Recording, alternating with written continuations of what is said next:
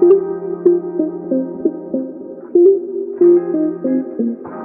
I was a boy and I would see scary things in the news, my mother would say to me, "Look for the helpers. You will always find people who are helping." Mr. Fred Rogers. Hello, listeners, and welcome back to Easier with a Friend. We are your hosts, Chi and Elaine. And today we wanted to dedicate some time to recent events that have been happening all over the world and dominating the news. Exactly. Like Chi said, it feels like a lot has happened in the past few weeks, and we have been endlessly discussing everything in our friend chat. So today we thought it would be interesting to talk about it on the air and also to hear your opinions if you'd like to message or email us after you hear the podcast. So first and foremost, of course, I think the biggest piece of news dominating the airwaves is the ongoing war in Ukraine. And obviously, this has had a huge impact on millions of people in Ukraine and all over the world, people who are of Ukrainian or Russian descent who live elsewhere now, and those of us who are very concerned for various reasons about what is happening. So, I mean, Chi, how has the Ukrainian news kind of been affecting you and your life? What are your feelings about what we've been seeing and reading and all of that? I think my initial reaction when Russia invaded Ukraine was that I was horrified. Mm-hmm. I was horrified to see war happening and understanding the impact that it will have on the people in Ukraine who are having to now flee their country, and for the children and the families that have honestly nothing to do with whatever ambition these leaders have. Right. And yet their lives are forever changed by these events. Now, being a Vietnamese American, I am not old enough to have lived through the Vietnam War, but being that my parents did, I have heard so many stories of war. And I think about how I am 40 years old, and yet besides 9/11, this is the first real big threat of war that I'm having to face. And I'm grateful for that, but it makes me feel so much hurt for the people who are having to live through this, who have to go through this. And it's encouraging to see that there have been many Russians who stood up in protest against this war. And I hope that they will continue to speak out and let their leaders know that this is not something they support. But wow, how much we took for granted that world peace would be something that we would have throughout our lives. The other encouraging thing too is that as of this recording, there is talk between the two governments of the two countries to de-escalate some of the violence. Right. And I pray and I hope that will work out and that this will come to a fast and reasonable conclusion and that all this violence will cease. Right. I think that's all a very good summary of probably what most of us were feeling when the news of the Ukrainian war first broke out. I read a lot of news articles from different sources. These days, you really have to really get your news from a wide variety of different sources. It's true. And several things I read mentioned that it's like you said, up until the Ukrainian war broke out, we've really worldwide been in the longest period of general peace that we've ever been in. Obviously, throughout the 40s, we had world wars, then we had the Korean and Vietnam wars, and the United States was involved in conflicts in Afghanistan and in Iraq. But really, since the Cold War ended, we haven't gone through such major turmoil. And it's strange. It's like you said, we've never been of the age where we've lived through really a major world conflict where threats of retaliation from Putin have really, I think, made people wonder if talks of a third world war might actually happen. So I really pray that this gets resolved soon. I also felt extremely bad, like you said, for the people of Ukraine. It's almost indescribable because God, how strange is it that halfway across the world, people are literally like abandoning their lives and fleeing. And life in the United States has more or less continued on the same day-to-day basis. It's insane to me. And I think as we were discussing it in our group chat, because it is just very dark, very heavy news, the things that gave us hope, that lifted our spirits, were stories of all the heroism, right, coming out of Ukraine. It's very inspiring. I honestly, when their president was like, I'm staying to fight, that famous quote where he said, I need ammunition, not a ride, really, I think, touched a lot of people. I mean, one of my coworkers said, yeah, that is some George Washington type shit. And it's true. But I think also going back to the Mr. Rogers quote, I'm seeing a lot of the world stand up and try to help. And I don't mean like the government sanctions against Russia, which of course, great. But I mean people organizing fundraisers, right?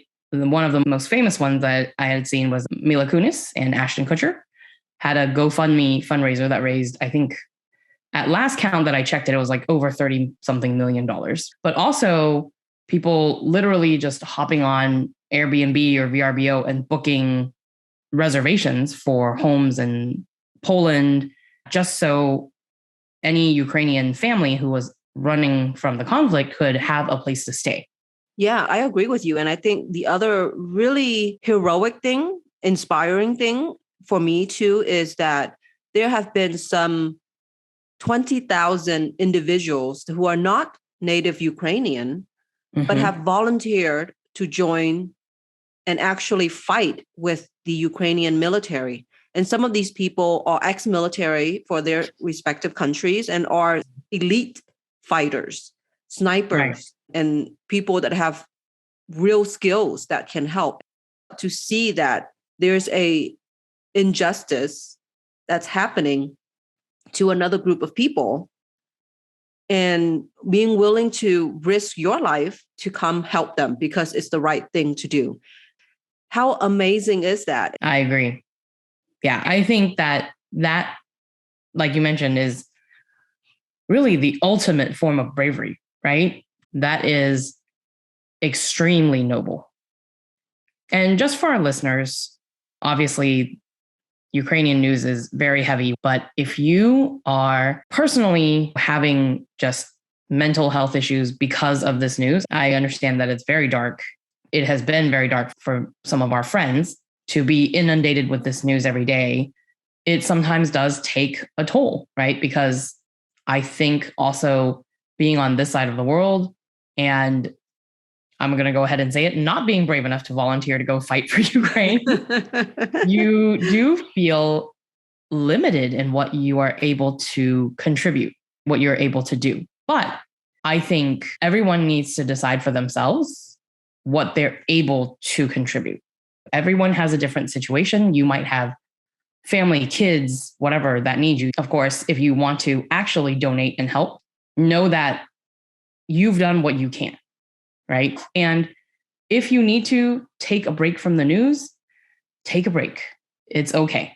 We can only help others when we ourselves are mentally and physically strong.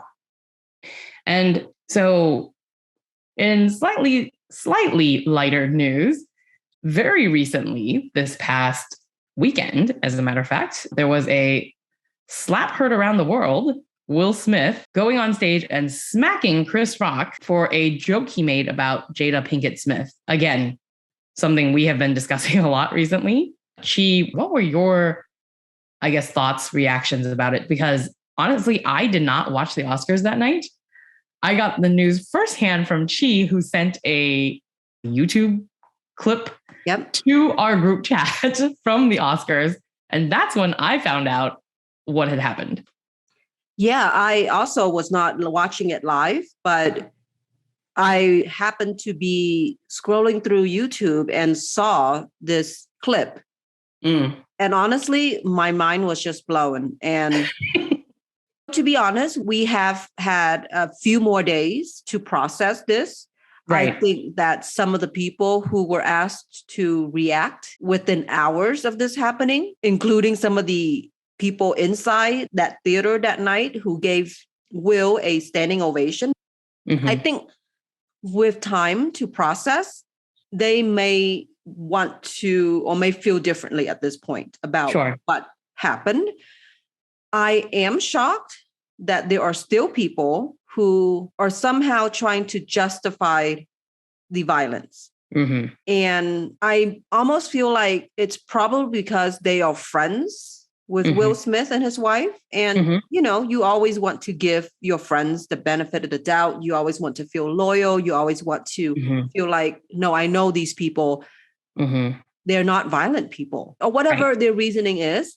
But it really bothers me when people start going into, well, Chris said this and it means this, and that joke could be taken as this. And, don't try to justify what Will did. We should at least, as a society, be able to agree that a joke or an insult that someone made can't be used to justify physical violence. And I said this in our group chat. I have seen people in domestic abuse situation where the husband would say, well, I smacked her because she was saying this and this and this. Because she dared say those things to me. Or the woman said, well, I made him mad because I said this and this and this to him. And somehow being that what you said justified the violence against you. Right. I hope, like I said, that more people have had time to reflect. And I just want to also mention that Will himself have had time to reflect. And the day after, even though he didn't apologize to Chris Rock on the night doing his acceptance speech, but he did the day after release a statement to formally and publicly apologize to Chris Rock. Right. And the other interesting thing I wanted to mention too is that during his acceptance speech, he basically said that, well, life imitated art. Richard Williams is fiercely protective of his family and would have done the same thing to protect his family. The interesting thing is that Richard Williams released a statement that says, I don't condone Will Smith's action. Yes. He said, don't name drop me to justify your bad behavior. And I was like, I'm so glad he said that, because that man is known to be protective. He has that reputation. But even he is like, no, that's not acceptable. What are your thoughts on this? So I think I agree with so many points that you said. First of all, just to put it out there, I am a huge Will Smith fan. She knows As am I. And I'm a fan of Chris Rock too. Yep. I'm a bigger fan of Will than Chris, but yes, I'm a fan of both. But I've always loved Will Smith. He's one of my favorite actors. I support him in everything he's done. I've watched probably every movie, I think. I haven't watched King Richard yet, but I was planning on it. So when you say, when it first happened, people came out in support and maybe they haven't reflected on their actions, I feel that, because in the instant when I saw it happen, when you sent me the YouTube link, I was like, oh my God, what is happening? This is not Will. That's not the Will Smith that we thought we knew, because of 30 years or 20 something years of public image. He's always seemed like a guy who could take a joke. Do you remember when he released his rap album and he said that he doesn't use curse words in his songs because his grandmother said, you're smarter than that. I'm paraphrasing, but I remember that as a kid, as a teenager, listening to his music and watching Fresh Prince of Bel-Air and really respecting that he can still make a hit song without using vulgar languages, which is somewhat common in some of the other popular rap songs. Yep, exactly. I think that's the public image of Will that we have. He's always presented this very wholesome public image.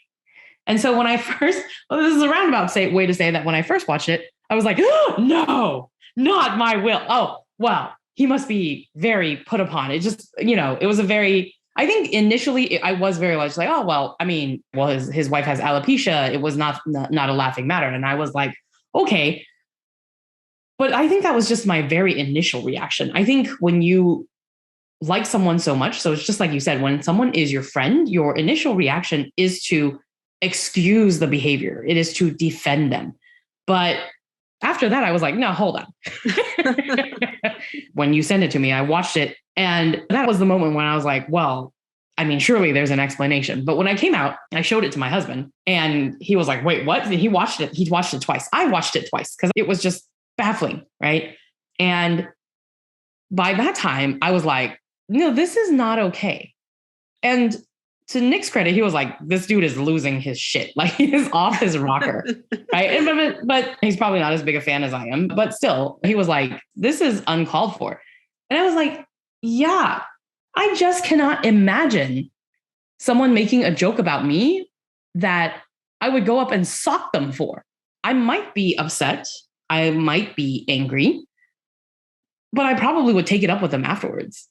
And now having days to reflect, it is kind of like that thing you said about the domestic violence. But honestly, the way I saw it in my head, that I was like, it is not okay, period, is that God forbid if that was a female comedian up there delivering that joke, and Will Smith walks up there and smacks the shit out of like Amy Wanda Schumer. Sykes. Yeah. Wanda made Sykes. a joke about them earlier in the evening. Is that okay? I feel like it's kind of like you said, there are still people who are justifying Will's actions. Like, hey, Chris Rock just made one too many jokes, one too many, whatever. But if today it was a female comedian who had made that joke and Will walked up and smacked her, the rhetoric would be completely different. There would be no one defending him. But you know what? I hope our society has come far enough along to say, hey, if that's not okay for him to do to a woman, it is still not okay for him to do to a man. It doesn't change the action.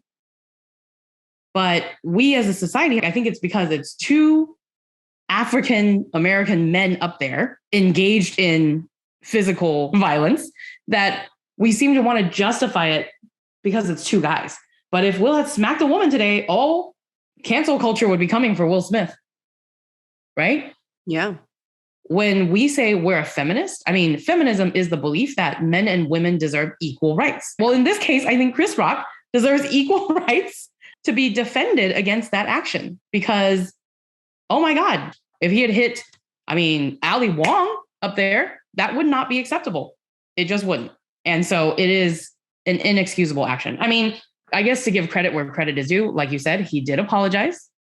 I felt that he owed Chris an apology during his speech. Honestly, by the time you got that award, enough time has passed for you to self-reflect on that. 40 minutes. 40 and minutes give Chris passed. the apology that he's due. Exactly. And he did not.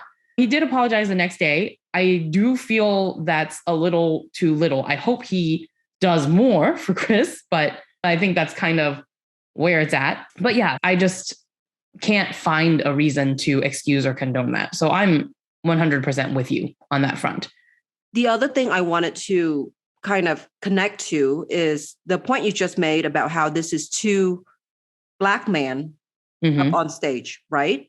And I just want to make clear, because I've heard this, I've been listening and I've heard this from a lot of the people in the Black community that they fear that Will Smith's action is somehow going to reflect poorly on the community as a whole, on the perception of Black men as a whole.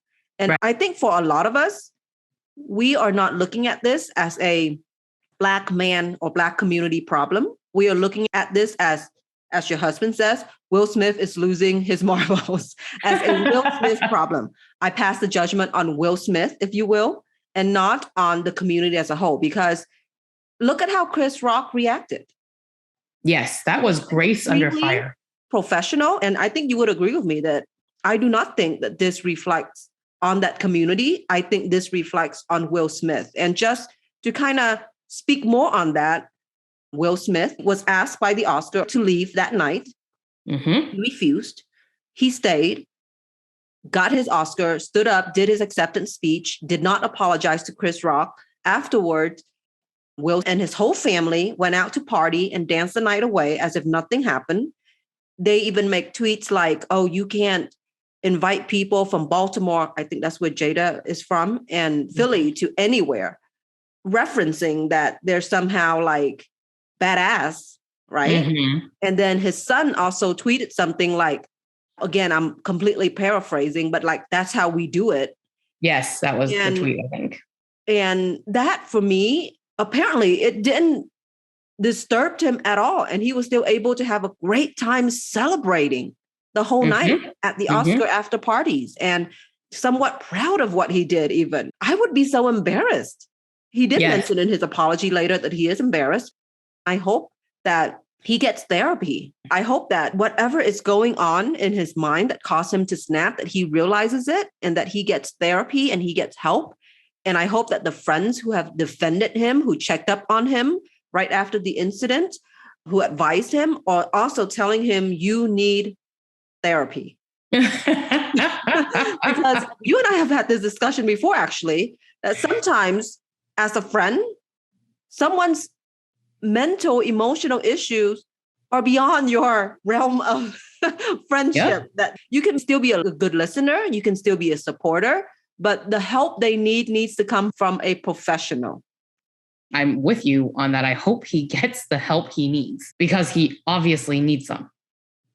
Well, on a much lighter note, MIT has recently announced that they are requiring SAT scores again. And this comes on the heels, I think, of a lot of Ivy Leagues saying that they were no longer going to be looking at kind of test scores. So it's kind of interesting. I think this has sparked a debate a little bit. And it's funny because, of course, you and I are of the testing generation, right? SAT scores were very important when we were coming out of high school. So I guess, how are you kind of feeling about this? What is your opinion of this, I guess, move? Yeah, I think that really the movement has been happening for a while. The whole idea that standardized testing is unfair.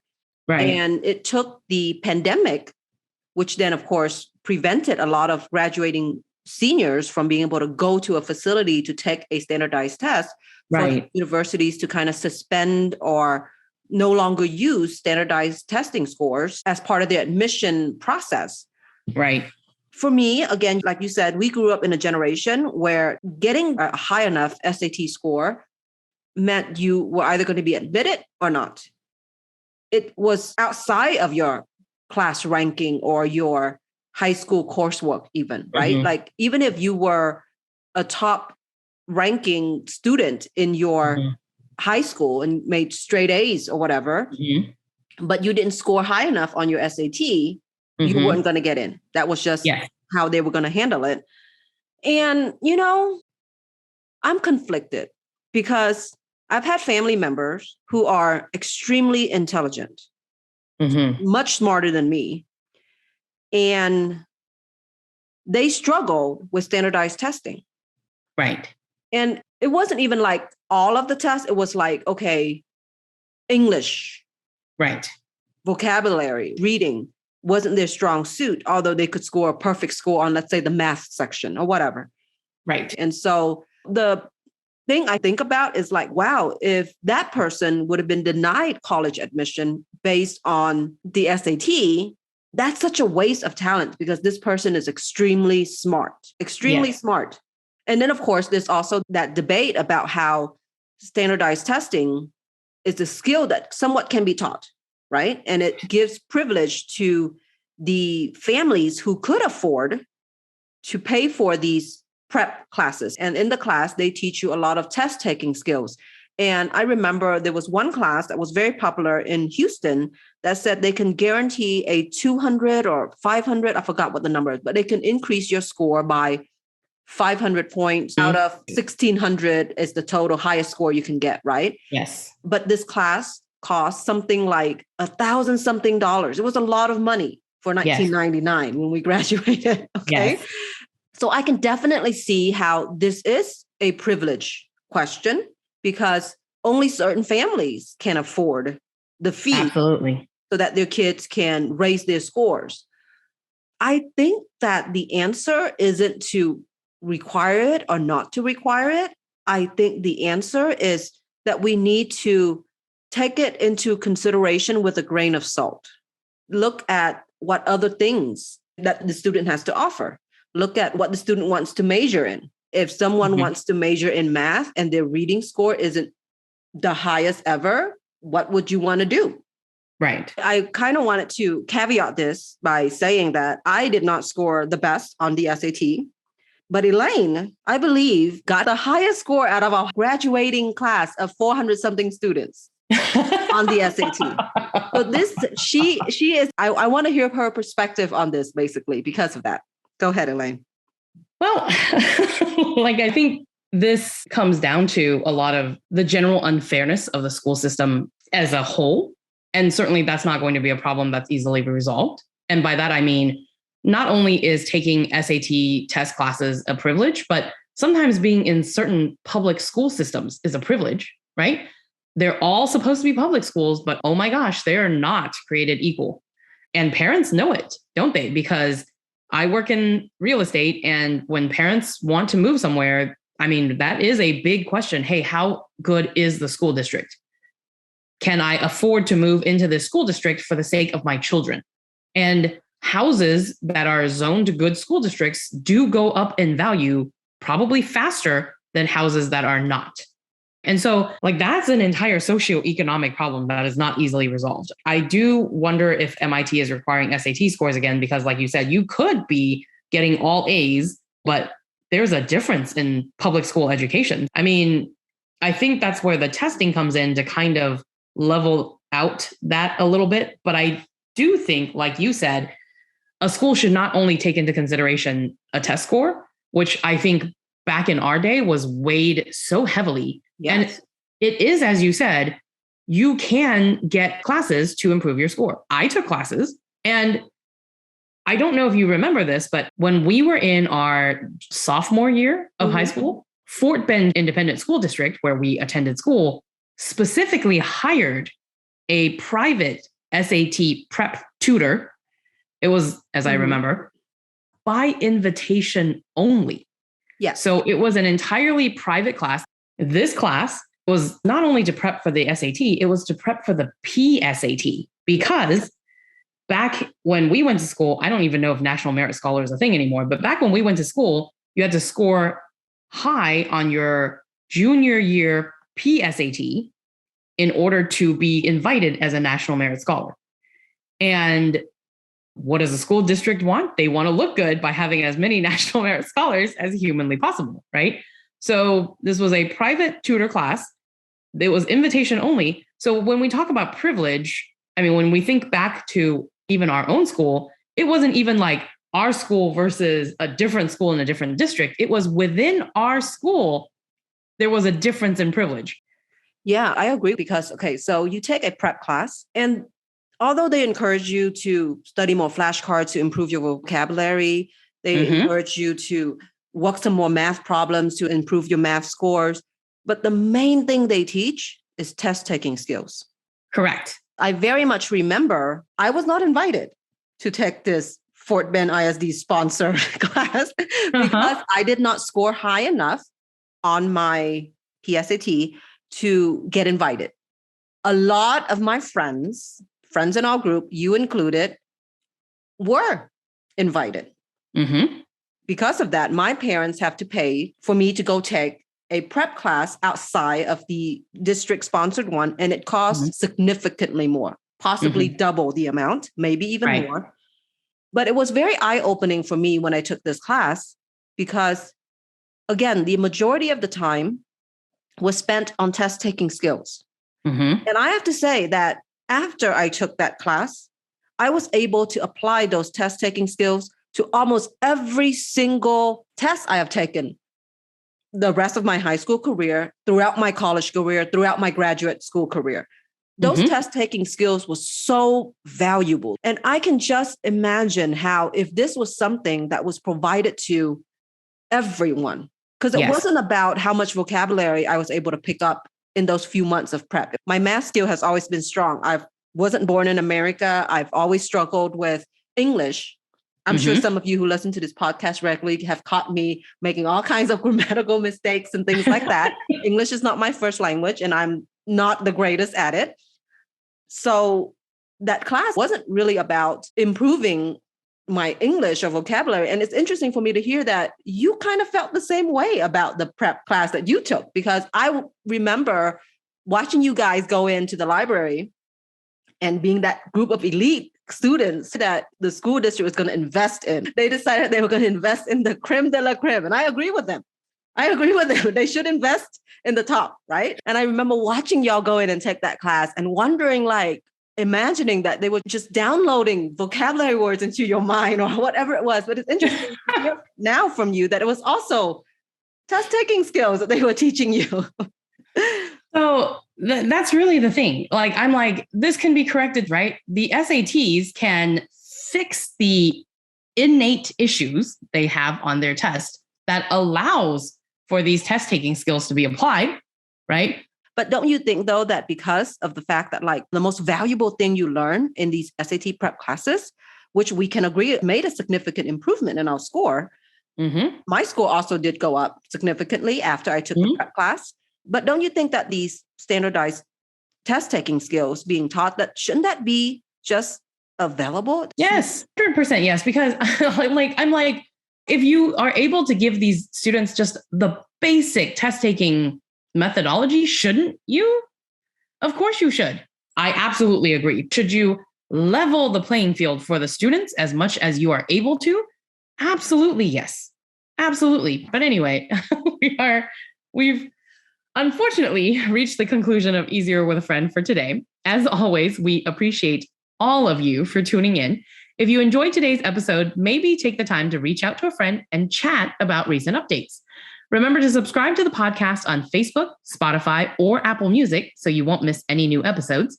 Follow us on Instagram at Easier with a Friend, on our Facebook page, Easier with a Friend, or email us at easierwithafriend@gmail.com. Check out our website, easierwithafriend.com, for today's transcript.